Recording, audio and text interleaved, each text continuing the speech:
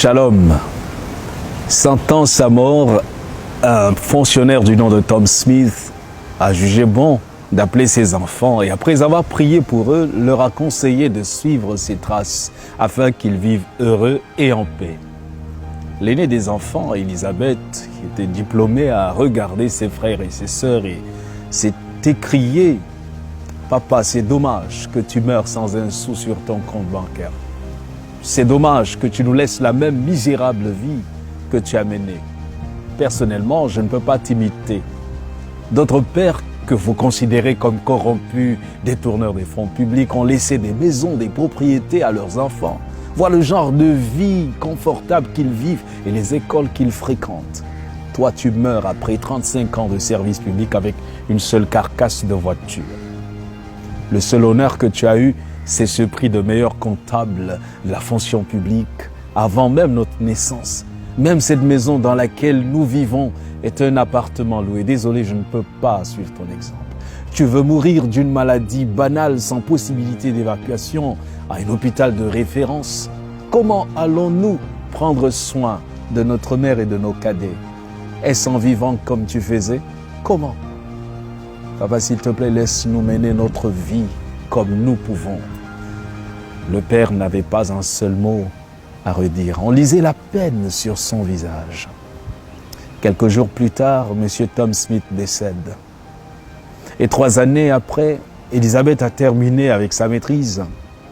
Elle postule pour un emploi et doit passer un entretien dans une multinationale.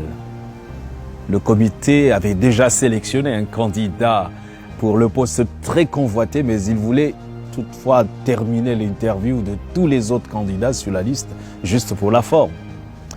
Elisabeth était donc en face des membres du comité de recrutement. Le président du comité a parcouru son CV, a hoché la tête et lui a dit « Salut mademoiselle Smith, parlez-nous un peu de vous » et Elisabeth répond « Je suis Elisabeth Smith. Mon feu père, Tom Smith, était le chef comptable régional de la National Insurance. Il a servi comme administrateur de la santé publique pendant de nombreuses années. » Mais le président l'interrompt. « Oh mon Dieu, vous êtes la fille de M. Tom Smith. Incroyable !»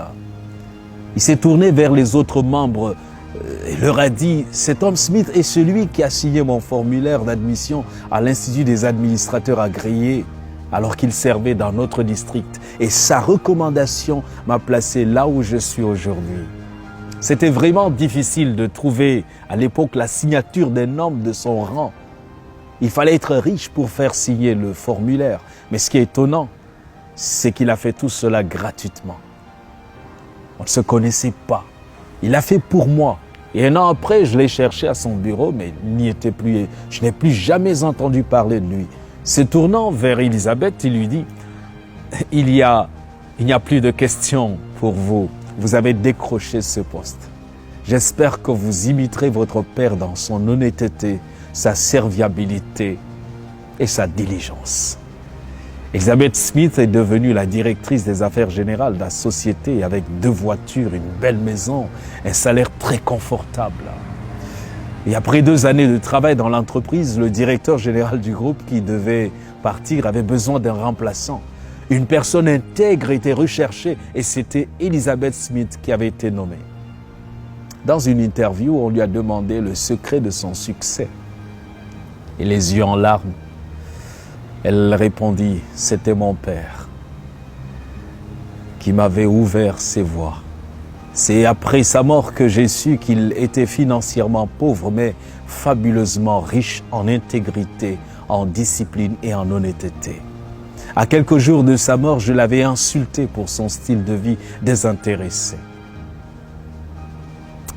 Comme Tom Smith, il faut apprendre à se construire un nom. La récompense peut ne pas suivre rapidement, mais elle viendra. L'intégrité, la discipline, le service et la crainte de Dieu rendent riches. Et cette richesse nous laisse dormir en paix. Nous devons laisser un bon héritage à nos enfants, à la prochaine génération. Construisez-vous un bon nom pour vos enfants ou un bon compte bancaire. L'argent s'estompe.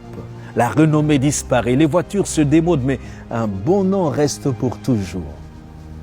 Psaume 37, verset 25 dit « J'ai été jeune, j'ai vieilli, et je n'ai point vu le juste abandonné, ni sa postérité mendiant son pain. » Le sage dans Proverbe 22, verset 1 va dire « La réputation est préférable à de grandes richesses, et la grâce vaut mieux que l'argent et que l'or. » L'intégrité est une qualité qui revêt son possesseur d'un pouvoir irrésistible, d'un pouvoir qui le rend fort pour résister contre toutes les adversités. Une personne peut être dépourvue de beauté physique ou d'éclat intellectuel, mais si elle est honnête, elle obligera le respect. De telles personnes ont su rester en communion avec Dieu. Elles ont pour modèle le Christ rédempteur. Avez-vous mauvaise réputation? Vous appelle-t-on escroc, menteur, voleur, tricheur, véreux, corrompu? Dieu désire vous transformer.